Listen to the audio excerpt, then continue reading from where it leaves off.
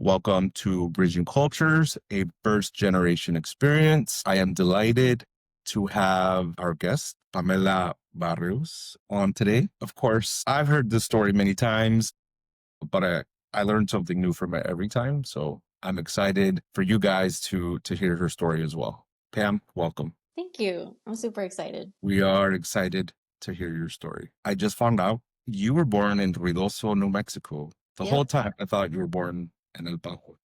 No, yeah, my parents, when my dad was still living, I think did his like business and worked in El Paso, but Ruidoso is an hour and a half to 2 hours away from El Paso. So he had some property there. When my mom and him came over from Mexico, they went to go visit. She liked it. They stayed. And then that's where I was born. So how old were you when you moved to El Paso? Either 6 or 7. I think 7. So my dad passed away when I was 7. He kind of owned different, not businesses, but he, I guess, did real estate and then would sell cars, had a car lot. So because we didn't have a permanent place to live in Ruidoso, and like financially the house wasn't paid for, and my mom being now a single parent, the only house that was left for us that we could live in wasn't the one that he had in El Paso. So that's when we ended up moving over there. Speaking of El Paso, we talked about you growing up in a border town and how you made a drastic change from El Paso to Austin. What was it like growing up in a border town where a lot of people look like you, right? Yeah, almost everybody did. It's funny because I didn't even realize it until I went to college and being around people who did not look like me at all. Their backgrounds were completely different from mine. They, came from very well off families, very educated families. So that was completely different to me. And that's when I started noticing and being more self conscious about the way that I looked and how I dressed and what kind of stuff I had. I didn't have a bad childhood. I always had everything I needed, but I was very, very self conscious when I went to college and just feeling like I really don't fit in. Like some people aren't nice. I didn't fully understand it until later on. I always have realized them until after the fact. And like, oh, that's interesting. Not being able to make friends and people treating you differently. I thought I was just awkward, but no, I like turns out, there was a little bit of division and maybe, people not wanting to include me in certain things. So it's kind of interesting how it happened until way later. Kind of like small microaggressions, would you say? Yeah, I volunteered a lot. I was super involved in school and I was like class president and I joined all the organizations and in middle school and high school, I was friends with everyone and I didn't have a hard time making friends. And then I had that same attitude going to college and I'm going to join all the organizations and get into nursing school and, be super involved. And I did all that. But when I would try to, I don't know, I was trying to be the treasurer. I think I wasn't even trying to give myself more responsibility for one of the organizations. I had all of this volunteer experience and all these things basically in my young college resume. I had a lot of stuff going for me. And the people that were interviewing for these things, just kind of seemed dismissive towards me and like, oh, well, there's somebody else that's better for this. And like, we're going to give you, you can like be like the helper for the treasure or whatever. Really, it seems silly now. But at just not being included and like being dismissed, it was like, why am I not, getting these positions that I'm applying for that I deserve because I have so much. I have so much experience. I created my own like teddy bear clinic for middle schoolers and I would go to the schools and teach them about hygiene and vaccinations in freshman year of college. And all of that didn't even help me get any of the positions that I would apply for in college. Or I would try to join groups and I would put my email and my phone number and I would talk to people and I wouldn't get called, which was really weird because it's college. It's kind of like everyone's included. It was free. You didn't have to pay dues. And I'm like, why am I not being included in these things? I had to really kind of push myself in there. So I'll never know really what it was, but that's kind of what my gut feeling tells me. And that's when I started to become a little bit more aware of it and resentful, which is really interesting because I had a lot to offer, but I just wasn't included and I became really aware of it. And so that was a real big shock, just being homesick, culture shock, not having friends, not being included in all the things that I wanted to do. I just felt super, super isolated. And again, I don't know if it was, like you said, microaggressions, or if I was being excluded because of the way I looked or where I come from. But, now that's what it feels like. And thinking about it more, it's like maybe it was, but And definitely different. you mentioned all that stuff, and you could have easily been like, all right, maybe college isn't for me. Hmm.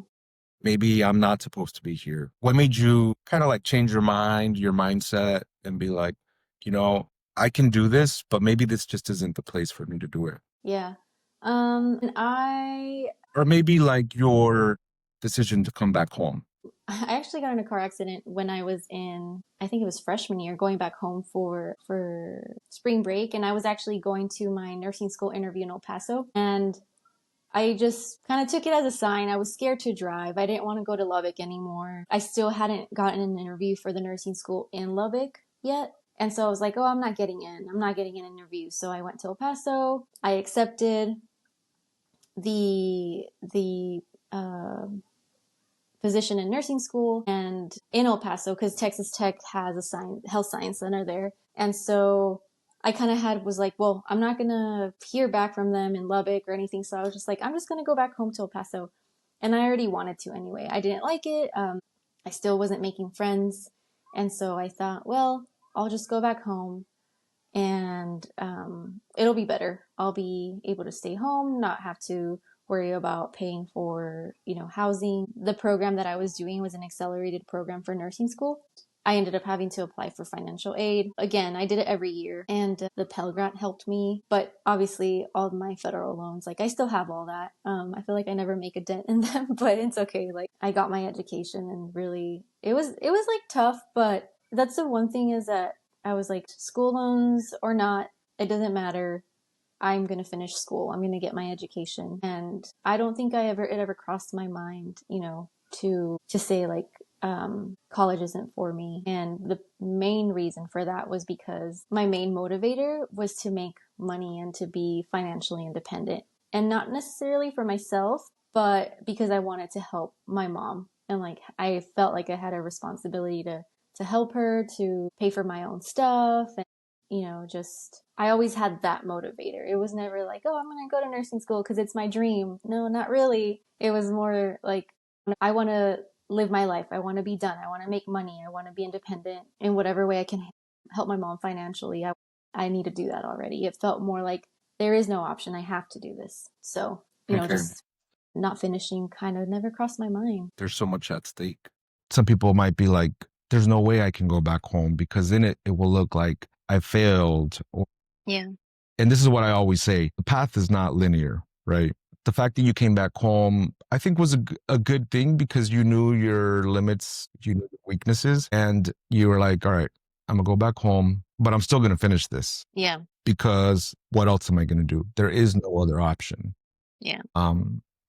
And it just goes to show how being first gen, growing up with a single mom, right? After your dad passed away, you probably didn't have the trust fund. You didn't have the college savings fund. I'm sure you had to navigate all your financial forms and tell your mom, hey, sign here or Mm-hmm. give me this document.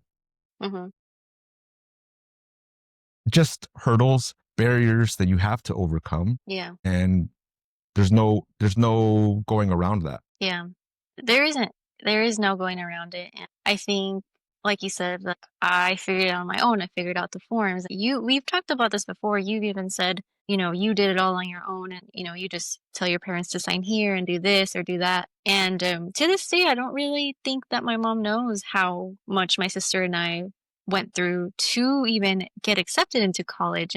We were so motivated. We used all our resources. We had a really cool college advisor in high school, and I think she was also like first gen, and she was, she went to UT, and Miss Chacon, I will always remember her. She helped us do our applications, and she helped us do financial aid, and she helped us do all these things, and we would go to her, and just her, and having that role model of like someone like you're from El Paso. You went to UT and you're gonna go into, I think at the time she wanted to go to law school. She ended up becoming a teacher. And which I think is great for that role for kids and just being so cool, young and like someone to look up to and like you can do this and we're gonna apply to 30 schools and you gotta have a plan A, plan B, and plan C and you're gonna get into the school and that you want to. And so all of that, all of the paperwork, everything that I did for months before in preparation for college is something that I always thought it was like something I have to do. I had that motivation, for my mom, like in general, like you got to finish school, mija, and all this and that, right? But it was more, I was really paying attention in school to like what teachers would tell me. You have to finish, you have to go to college. And so that I really took it to heart and I was like, I have to do this and I want to help my mom. And we had everything we needed growing up. We weren't living in poverty and I'm really grateful for that. But we did struggle. And so I always wanted to not struggle when it came to money and finances. Who was the college advisor you said that helped you a lot? Miss Chacon, I can't remember her first name, but Miss Chacon. As you mentioned her name, it dawned on me that a lot of these interviews that I do, there's always that one person Uh-huh. that people talk about, like this person really shaped me or helped me, guided me. Usually it's somebody that looks like them, right? So you mentioned she's from El Paso, she went to UT. Like I can go to UT, Uh-huh. right? She did it, I can do it. Uh-huh. And this is where, again, representation matters. It does. Seeing people in these spaces is like, wow, Uh-huh. if they can do it, like who says I can't? Yeah. It really does matter. And it's really important. And if there's any like educator out there listening or guidance counselor, anyone really, like your example really does matter. Even though it might seem insignificant or you don't think about it, but I think it does.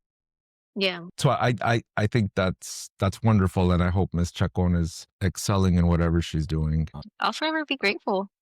I do remember thinking like I want to be like her. She is someone who maybe doesn't come from the same background, but except like the same story, I guess, or has the same story, but it was like the her going to UT and like and being so successful at a young age and having so much to offer. It was very motivating for me and I really love that about her and I think she was one of the people who, I do feel grateful for and it was who helped me be motivated and excited about college and not be so scared to go through the process. And we have to take a second and be thankful for people like Miss Chacon, for the college advisors, because as you were mentioning, and this goes for a lot of us, I don't think our parents understand the complexity that comes with navigating applying for college, applying for financial aid. A lot of it is convoluted and it's easier to just not do it. But people like college advisors that actually want to help you, Yeah. it goes a long way. Yeah. I think that's like the key thing is the ones who do want to help you. They are some teachers who I remember, not that they were unhelpful, but sometimes they are teachers who make you feel small and make you feel like don't belong in a space. And I'll just give a quick example. Miss Chacon was, you guys can do this. All the kids always liked her and everybody was around her. Even when we weren't doing college stuff, we wanted to hang out with her because we thought she was so cool. And then I had kind of the main teacher for the IB program, the one who led the program, Miss Shaw. She comes from a different background. White lady, not a first generation college student, and she played basketball in college, very well educated woman. And I remember when I was talking to her about college and just wanting to get advice from an adult because I couldn't talk to my mom about this. She didn't understand it. I was trying to talk about financial aid and scholarships. And I said something at the time. My mom was probably making like 25,000 to $30,000 a year. And she was supporting herself, me, and my sister. And I said this to my teacher, Miss Shaw, and I said, hey, this is kind of what my mom makes, but the application says that this is a cutoff for a parent. She totally dismissed what I was trying to say. And then she just paused and then looks at me and she goes, oh my gosh, how are you guys even surviving with your mom making that much money? And I felt like humiliated, ashamed, embarrassed, and like for something that I wish she, on the other hand, I remember talking about it with Miss Chacon, like, this is how much money my mom makes. And she goes, oh, like, that's okay. Like, that's kind of a good thing because you can like apply for different scholarships. She didn't even, could, I would say that maybe she was pretty shocked that, and that's kind of like a lot of the average, it's like considered the amount of money somebody makes and to support a family, that was kind of low. But we made it work and we made it happen. But that wasn't the thing that we should have been focusing on. When a student comes to you and tells you, this is my situation, you don't emphasize that and you don't give that more attention and make someone else feel like they're less than. It's more like, that's okay. This is how we can try to make it work. So it's interesting just having the two different reactions of one from Miss Chacon and then the one from Miss Shaw. I still remember it really affected me. Yeah, it felt really crappy. I can't imagine that would be a safe space. It would feel like a safe space for you Hmm. after the reaction that she had, Yeah. which again, it just goes to show how Ms. Chacon's perspective kind of like her perspective was there was like maybe some commonality there. Hmm. Like, Yeah. oh, okay, like yeah, it wasn't surprising to her to Yeah. to see that. Yeah. You talk about how much money your mom made a year and stuff. That just goes to show how like our parents came here most of the time with little to nothing, Hmm. and they've managed to make things work. That just goes to show the willpower, the sacrifice that our parents made and are willing to make for us is just very inspiring, I think. Yeah. It is. It is. It's a lot of sacrifice knowing even someone like my mom, she making that much money and, having to work full time and still not, still being able to help us through school. And like I said, we always had everything we needed, but there were things that, just like that responsibility of I have to work as soon as I'm of age to work. And I did, and it was not like, oh, now you can pay for your like things that you want to do and like buy your own stuff. It was more like, no, you got to save this money. Like I knew about finances since I was 7 or 8 years old. Not sure that I fully understood it, but I knew about money. I knew that we didn't have it, and it's just things that 8-year-olds and 7-year-olds don't worry about. Like even middle schoolers, high schoolers, like you don't worry about money. Talking about it to someone like my husband Jalen, like he didn't like his family wasn't super, super wealthy, and his mom's was a very young, like teen mom. But the talking about different things with others and how they grew up, it's like they didn't really worry about money. Can't buy a new pair of shoes because for basketball because my mom can't afford it. Like I have to make these last for a long time. I can't, mess this jacket up because it's the only one I have and I have to make it last. And my mom spent a lot of money on it. Things like that, that a lot of people don't grow up thinking about. And I'm just grateful I didn't grow up in poverty, and I feel very privileged because it also affected me how much I would think about money and how worried I was about not having it. From an early age, you say you knew about money. I remember you mentioning to me about the finances from home. Like you were kind of like responsible in a sense of Hmm. knowing where the money was. If something happened to your mom, like Hmm. you opened a bank account once you could. Can you tell us more about that? Yeah. So I knew at a pretty like after my dad passed away, I knew that we only had a certain amount of money per month that we could spend. When I was old enough to open a bank account, I can't remember. That must have been before 18 because I already had a job at 16 and, direct deposit and all of that. So it must have been 16. As early as you can get a debit card. I can't remember, but I basically became the primary holder of my mom's account because she was undocumented. She couldn't renew her license. And I think before 2000 or something like that, you didn't need basically an ID or, to open up a bank account. It There was wasn't that much red tape. before 9. Yes. Yeah. And so you could do a lot of things. And so my mom's ID expired somewhere around the time where I was in high school, I think. And she couldn't renew it because she didn't have a social security card. She was undocumented. She had no paperwork. And you needed this now to go renew your license or to have a license. So at that point, that's when I started to become more aware. Like, I need to have my name on this account, even though I shouldn't, because it's my mom's account. It's the money that she has to pay for things around the house and everything. But I'm the one making the deposits. I'm the one knowing how much is in each account. I would be the one to go to the bank and um, deposit the checks from my mom's daycare. So stuff like that, that I had to do. I also knew, and my sister too, we both knew my mom had a life insurance policy. We knew where it was. We knew like who to call, what would happen, how much money we would be getting if she were to pass away. We knew what to do in all of this situation, in like the situation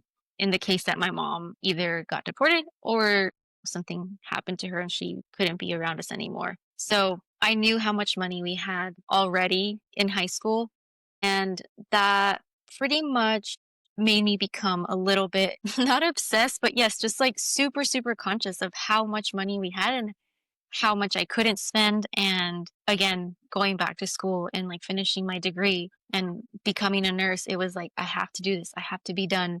I have to go to school because we don't have money and I don't want to be struggling and I don't want my mom to be working herself, to the ground and trying to help us through school and things like that. So it gave me a lot of independence. It's not something that most people at that age experience, like being sort of responsible for an entire bank account. And it I can't really describe it. It feels like a lot of responsibility, but at the same time it feels like a burden. It's like a burden, and I think we should name it. I think it provoked independence, but at the cost of creating anxiety. Yeah, a lot of it. And this is the point that I wanted to get to, is that a lot of us have this kind of anxiety instilled in us at an early age. Not on purpose, really, but our parents depended on us to, They did. like with your mom's undocumented situation, you knew how high the stakes were. Hmm. And I'm sure you probably thought to yourself once in a while, like, oh my God, what if my mom does like get deported? Like, what are we going to do? You think about those situations, I imagine, right? Yeah, I do.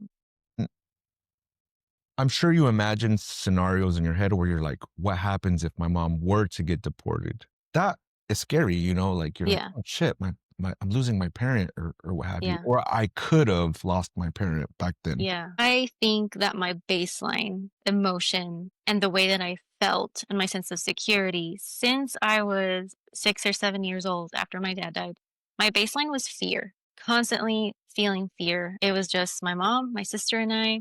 I always felt like, even though I had some family, one aunt in El Paso, I always felt alone and scared, always thinking about being afraid of the police, being afraid of Border Patrol. And again, around 2001 is when my dad died. And then when we moved to El Paso is when, I don't know if you remember this, but there would be like traffic stops and the police would be at random main streets and they would be checking documents. I still don't know what it was, but like to It check to see was, if your registration was up to date and stuff like that. It was yeah. really weird. It was because 9/11 had happened, and there was a lot of people that at that point couldn't get their driver's licenses anymore, and like situations like your mom. And they would, I don't know, I don't think it was to the point where they would like deport them and send them to ICE. I might be mistaken, but they were just cracking down on people Hmm. that didn't have driver's licenses because of what had happened during 9/11. Yeah.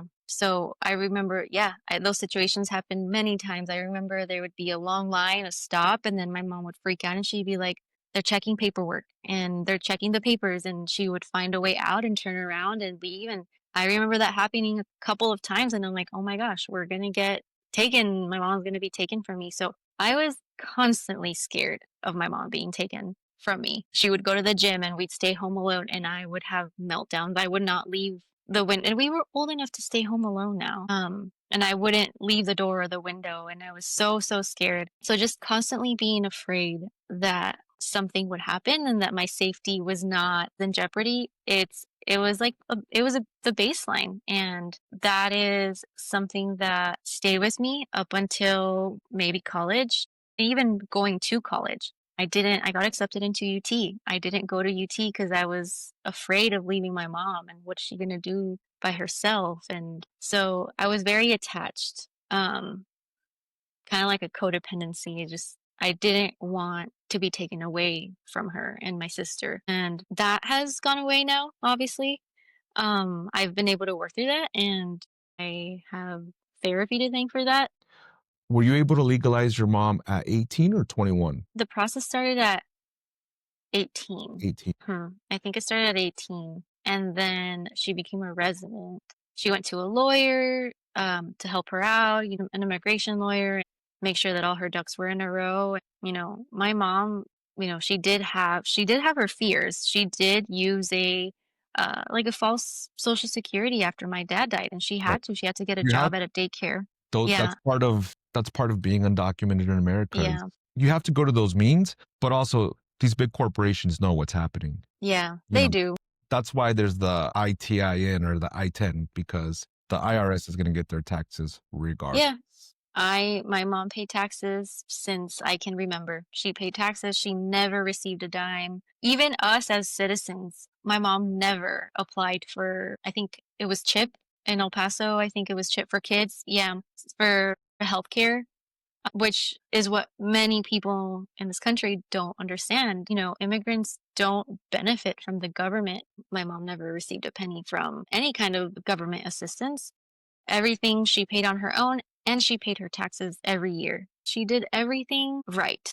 And yes, she was here undocumented, and yes, she did work with a false social security for a couple of years. But after that, she opened up her own business. She had her own daycare. She didn't have that social security card anymore. It was like a working visa. So she went through all the steps and, never benefited from anything really. It was constant doing things right. And so, yeah, it really it makes me proud too, like how we did things and how my mom did things. And it wasn't easy, but we made it work, and it worked out, and she became a US citizen in 2021. And to this day,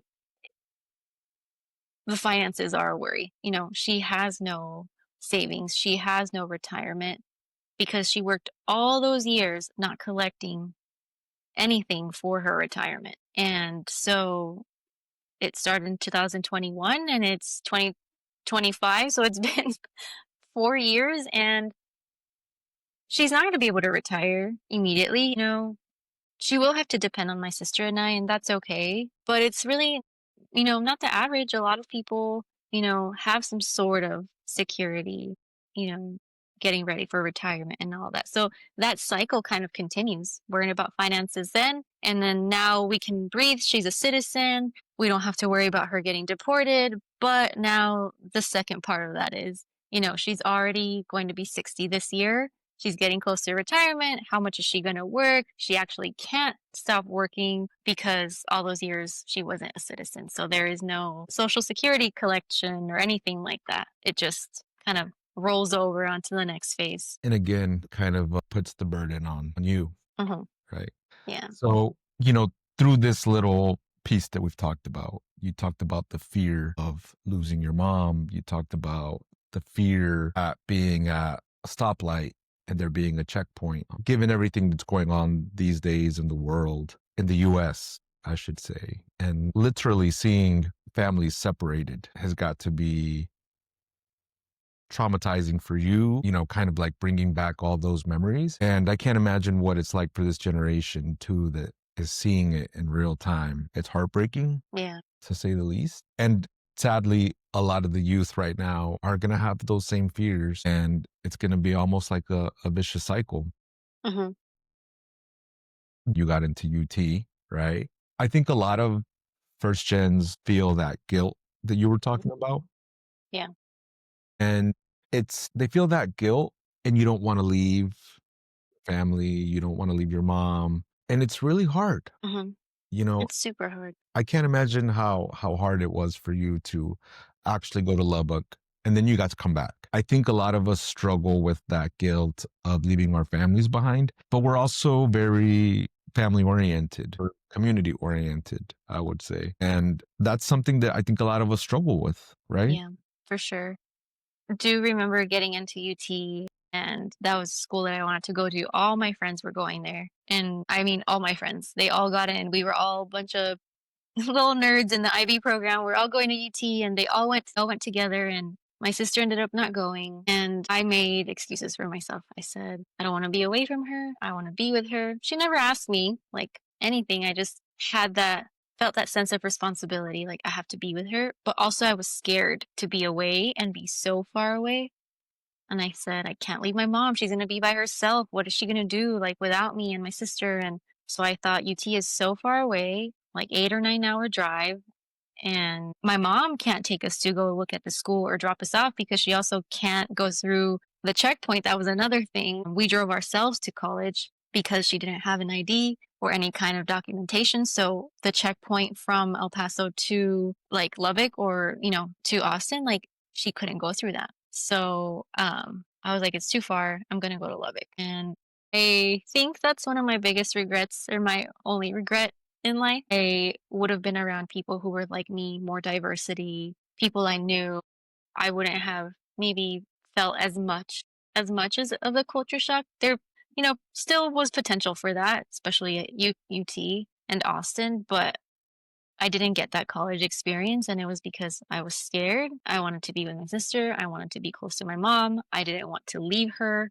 I felt responsible for them in some way, and it ended up, not being the best college experience. And I do wish I would have experienced that, and hanging out with my friends and going to parties and all that, and I didn't get that. So it's the one thing I wish I would have done differently, but at the same time, it was all I knew. It was what physically, because of all my constant fear, like it was the only thing that I could do. So I try to be not so hard on myself about that. But yeah, I felt a huge responsibility to stay close by. But I think you can also say that, these are the experiences that shape us, right? Hmm. And make us the adults that we are today. And I'm sure you probably took something positive from, your experience moving back home. I'm learning right now as we speak how confined your mom was to El Paso. And it really makes me sad to know that, you drove yourself to college, where I see kids these days on social media, and it warms my heart to see them for move-in day, right? Hmm. Their parents are there, their parents are helping them move in, and I think that's a beautiful thing. And these kids, they're so proud to show their parents their campus and what it's like. It's just I I love to see it, and Yeah. it breaks my heart that you're Yeah. to drive yourself to school. First of all, being away from your mom so many hours, new environment on your own, that takes guts. Yeah, I do feel that it did shape me, like you said, and it makes you reflect a lot on resiliency and how much of it we have. We are almost like born with that resiliency, and like It's genetic, you're, yeah, and 100%. you're gonna get through it, and you're gonna keep it all in, and you're not gonna cry or complain or anything. And then again, you'll pay for it later in therapy, but it's kind of what you're born with. It's Jalen always makes it, we've made a joke, like, some people inherit, generational wealth, and immigrants inherit generational trauma. And It's it's true. funny, but it sucks, and it's Yeah. true. And I do get pretty emotional when living here in Boston now. It was move-in day, a few months ago, and all the kids and all the girls, with their mom, and they're like got the Target bags and like moving into their apartment, and they got to visit colleges before they moved. If I would have visited Lubbock before I moved, I would have never gone. I would have said, hell no, this place there's nothing here. I don't want to be here. And I didn't get that opportunity, and that's okay. But there are some advantages that I wish I would have had, and I do feel just so like you grieve that, you grieve for that moment in your life where you're like, I didn't get that experience, and seeing the kids here and the teenagers just being so excited, and I it makes me happy for them. Like people, kids and teenagers and college students should have that. And it's okay that I didn't, but it makes you reflect a lot. I'm still grateful for everything I've had and my experiences, but it does shape you time. 100%. And that we were joking about inheriting generational wealth, Hmm. the generational trauma. Yeah. But here we are, Hmm. breaking those Yeah. curses, Yeah. paving the way and helping start generational wealth Yeah. for the generations that are coming behind us. Yeah. I think it's okay well, I shouldn't say it's okay, but sacrifice is what we know, right? Yeah. It is. And our parents made sacrifices, we're making sacrifices, and it's all worth it in the Hmm. end. Yeah. In the end, yeah. You're in Boston now. You love to travel. You became a travel nurse this year. You're in a space. I'm not sure Boston Children's is like what? Definitely within the top 5 or 6 hospitals 5, yeah. in the nation, right? Mhm. Did Pam from El Paso ever envision herself working as a travel nurse at such a decorated institution? Okay, I never imagined that I would ever even move to Austin. Now I live in Boston. I tell myself all the time, like, I would have never imagined that I would be in Boston. I am so happy. I'm so grateful. I love it here. I never want to leave here. This city it's amazing. It is still a culture shock. There's diversity. I do love seeing it. And I live right next to a school. I walk by with Skippy all the time, and it's so cool to see so much culture. You hear the parents pick up their kids, and no one is speaking English. They're all speaking, I don't even know what languages they're speaking, but everybody's speaking a different language and like their native language. And that's something really cool to see. I work at Boston Children's. I never thought that I would say that. And I feel very lucky and very fortunate. And also, like, I did this. It's okay. I moved away and everyone is okay. So it's an accomplishment for sure. You can do hard things. And if you're listening, you too can do hard things. Yeah. And yes, there is that guilt, right? I know you and I talked back and forth when you were thinking of leaving. And I was like, the selfish part of me obviously didn't want you to leave because we worked together and it was always a great work environment. But I also recognize that both of you had this inkling to travel. And I'm like, absolutely. As much as I hate to see you leave, but you should absolutely do it. I'm so glad that you're doing it. You're thriving. And I know you talk about the workload is the volume of patients is a lot more than what you're used to, right? Yeah. Would you say that your experience of always having to work hard helped prepare you for a situation like that? Yeah, for sure. Being proud of your work and being good at your job and doing it well is something that You take I pride was in. taught and I take pride in since like a very young age. For the most part of my life, I feel like I was like pretty type A and like I got to do this and that and like very organized, and that has slowly gone away, which I'm very happy about that I'm not like that anymore because it has taken that big burden off of my chest. But that work ethic is still there, working there and working on the team that you and I work on. And that prepared me too for multiple reasons, being prepared for different scenarios, different situations. And now I thought we were busy, like it's a busy hospital. And now seeing double the kids that I would see on a daily basis has again been a shock, but I like it. I feel like I do thrive, at least when it comes to work. I like being at work and putting my head down and just like work, work, work all day. I do enjoy that a lot.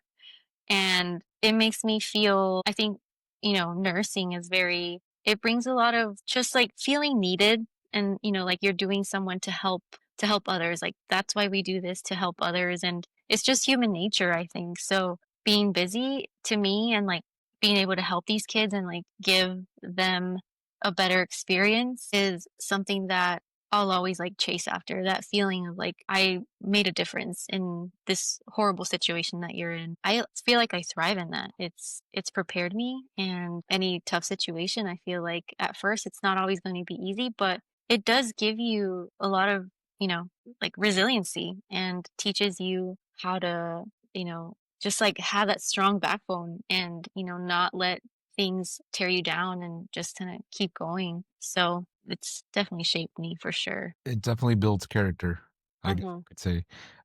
having that strong backbone, it's like, listen, I've been through harder things. Hmm. A little spat with a doctor or a nurse is Yeah. nothing Yeah. Yeah. when you've had to be in spaces where you're interpreting for things that are of much higher stake Yeah. sometimes. Yeah. And out of my understanding too. Yeah. And I think the way that we could see this is like, you thriving off of working hard and helping people is maybe your way of like paying it forward, to anyone that's ever helped you. And you just want to make people feel better. Hmm. And Yeah. I do think that's also in our genes, wellness, helping people Yeah. back to their wellness. On the topic of always being busy, you enjoy it. Hmm. You're also an avid traveler. Yeah. And I want to talk about that because you've been to so many places and I see a lot of first gens traveling and there's kind of a guilt associated with that. And I've experienced it myself where I'm like, I wish my parents could see what I'm seeing. And it's not always feasible to bring them along with your travels because they work or they have stuff going on and financially it's also expensive to travel. How do you approach that? Have you ever felt that? Yeah. Like what does that look like? Also, where have you been? You've been to like Australia. Mhm. Went to Japan this year. Oh, you went to Japan. I forgot. Yeah, went to Japan this year. We went to San Diego. What did we do last year? We've been to a few parts of like Europe, Paris, or Peru. France, Peru. You were in London.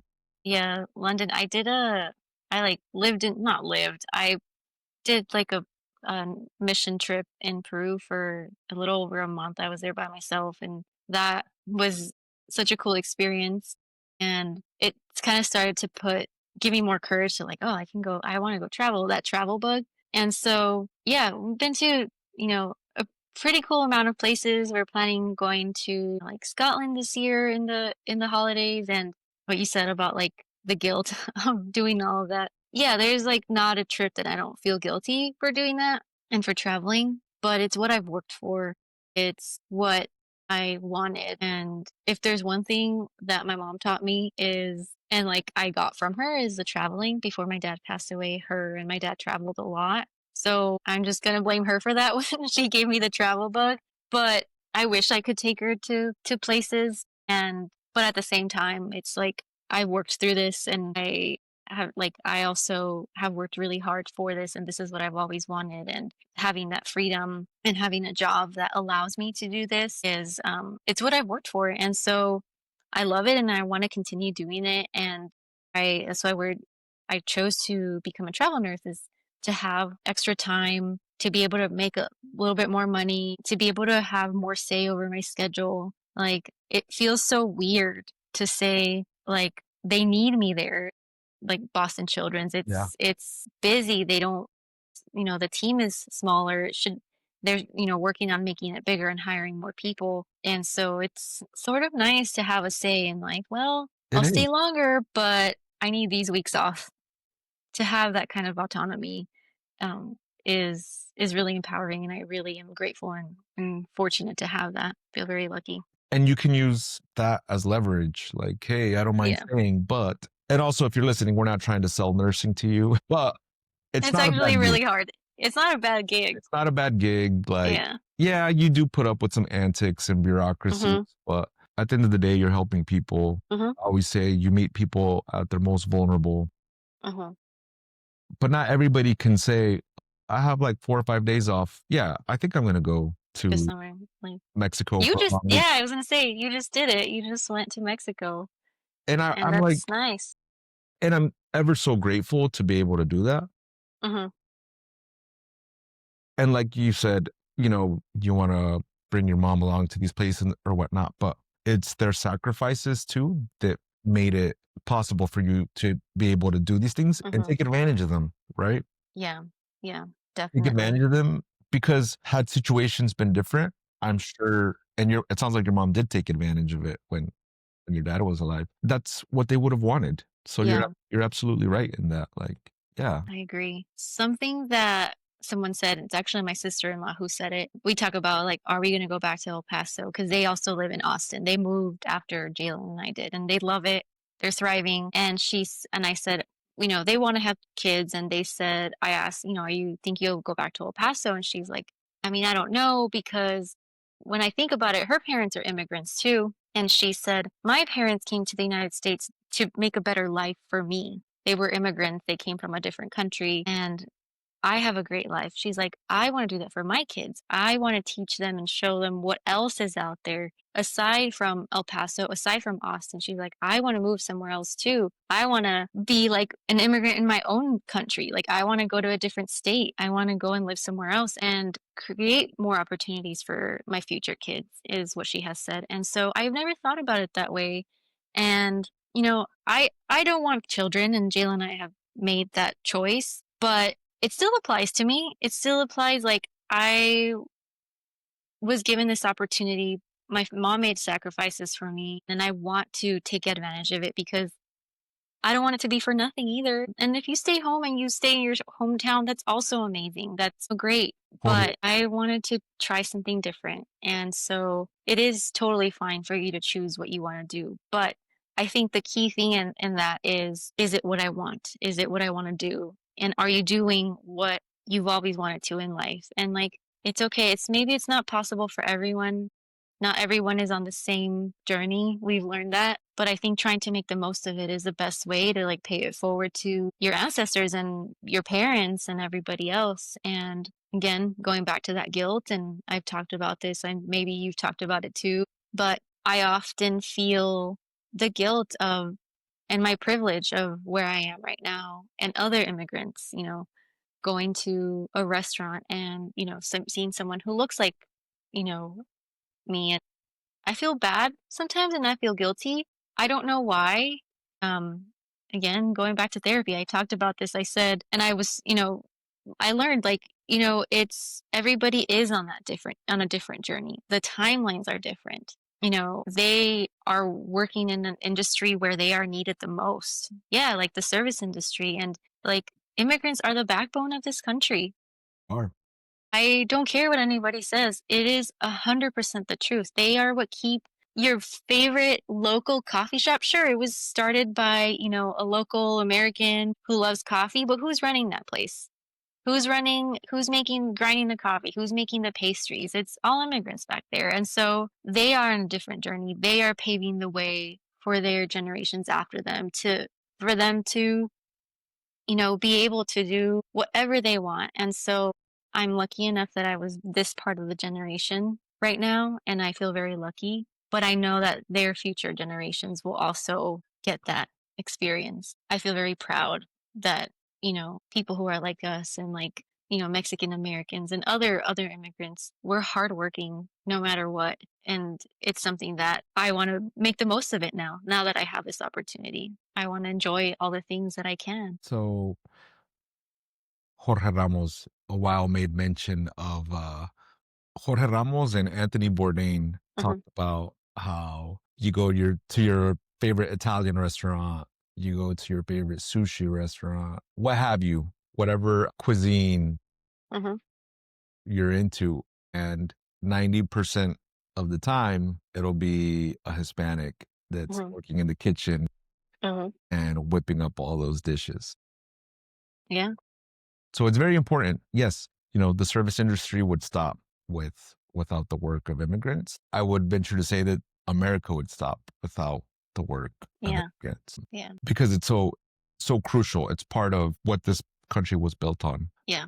It is. And it's really nice to have that representation in many parts of where I've been. And whether it's the service industry, medicine, all different levels like tech business, you're starting to see it a little bit more and more. And it's those generations, that have like paved the way. Our ancestors, our parents, our grandparents who have been here, who have worked, like, your family, like you worked in the farm, and, and their children and grandchildren are, doctors and nurses and, continue to make a difference in the world in different ways. And so those are the opportunities that you have to grab onto and take advantage of and pay it forward and make a difference. You and I would go poke a patient or get consent for a PIC line. And it was very special when we would have those Spanish speaking patients, and you could see that they were so grateful that this procedure, whether it be a PIC line insertion or whether it be a simple IV placement, Hmm. their body mechanics changed. It was just trust. Hmm. Like, okay, I know what's happening. I can trust these people. I think you and I experienced that a lot working Yeah, together.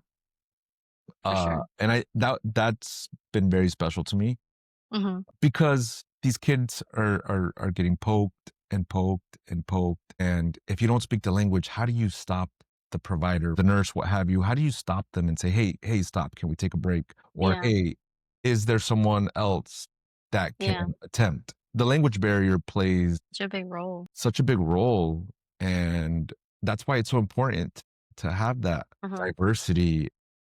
When you mentioned you're walking Skippy and all these kids are getting picked up from school and there's all these languages that are being spoken, that's what America is.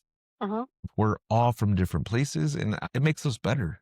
You And know, everyone's contributing in some way or another. Like, as long as you're not, actually committing crimes and hurting others, everyone is working so hard on whatever it may be. Like, and and we they're need that. thriving.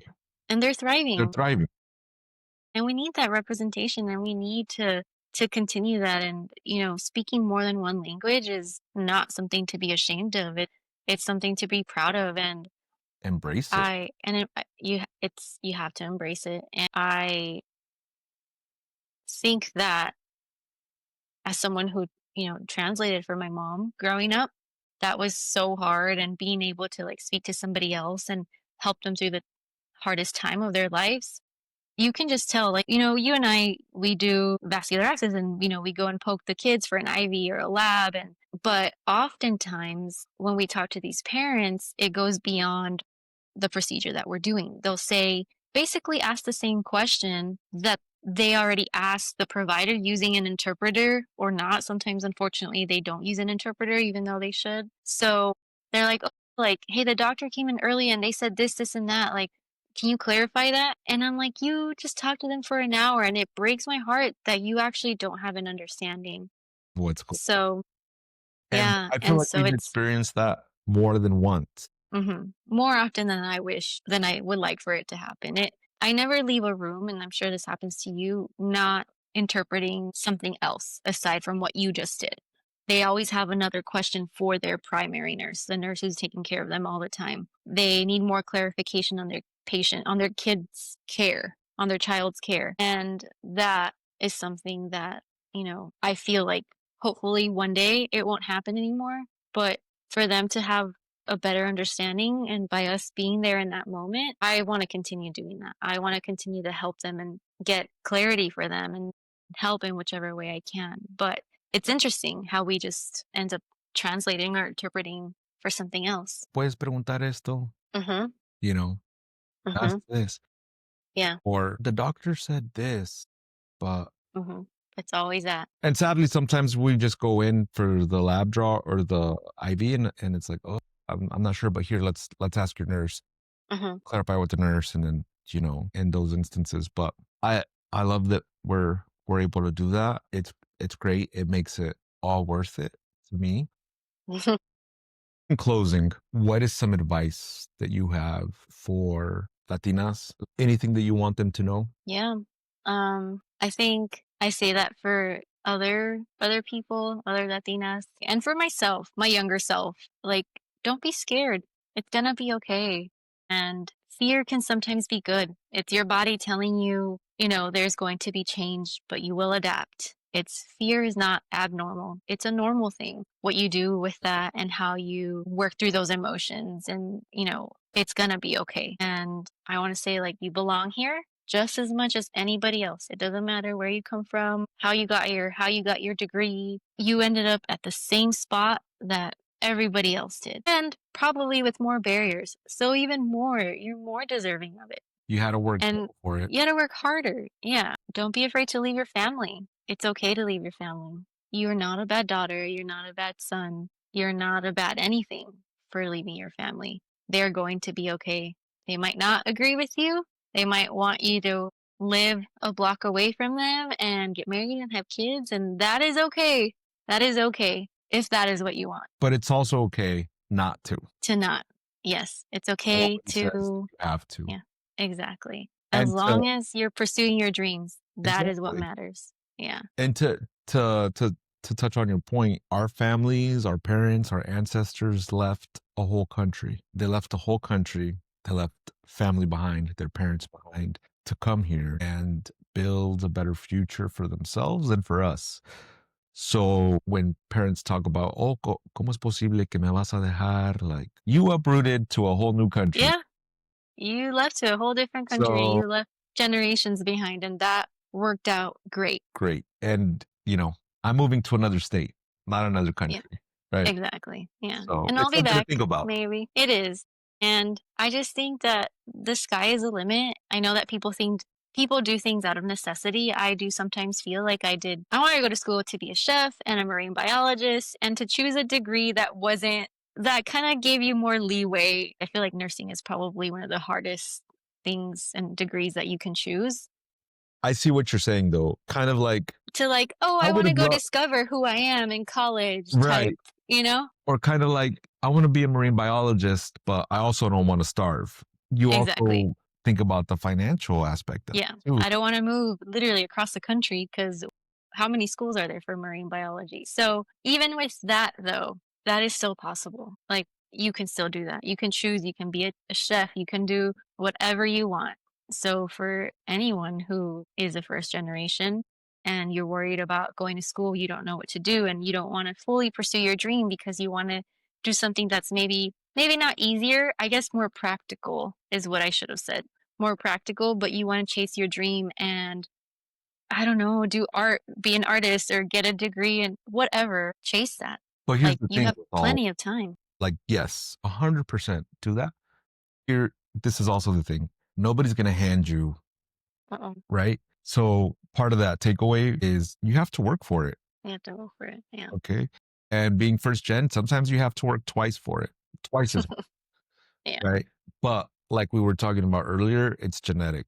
We have drive in us and you can accomplish great things. So yeah, totally. It's doable. Anyone can do it, I think. And use your resources, lean on someone, ask for help. You can't do it alone always either. And maybe you can do all the work, but have someone to talk to and, just prioritize like your own. It's okay to prioritize your own well being and your emotional stability and all of that. And prioritize your like self regulating and like, working through all the things that we internalized for all those years. So self-care is not selfish. And, doing what you want is not selfish. Or paving the way for others and saying it's okay. It's okay to talk about my feelings. It's okay that I feel this way. It's okay that I want to move away from home. Pam, thank you so much for sharing your story, for enlightening us, for being so brave. You went through so many trials and tribulations, and maybe not the childhood that a lot of us, could identify with. But despite all the barriers, despite all the challenges, you're thriving, traveling, working as a travel nurse, seeing the world, despite all those fears and challenges is very admirable. And I just know that our audience is they're gonna take away a lot from the story you told us today. Yeah, I'm really excited and really grateful that, I was given this opportunity. I didn't realize that, it was something that could benefit others and help others. And I'm happy to share. And it's been great talking to you and putting, I guess, my story out there. Everyone has a story. And Story. it's nice to talk to others who you can relate to and talking to you at work and, hanging out and talking all the time about these kinds of things. It just makes you realize like, hey, there's like a way larger group out there who has gone through what we have. And I feel very lucky, and I am grateful and happy to share. I am more than grateful for your story. To anyone who's listening, I hope you had a great takeaway from everything that Pam told us. So again, thanks, Pam. And I will see you all on the next episode of Bridging Cultures, a first generation experience. I'm your host, Edgar Arellano. Hasta la próxima. And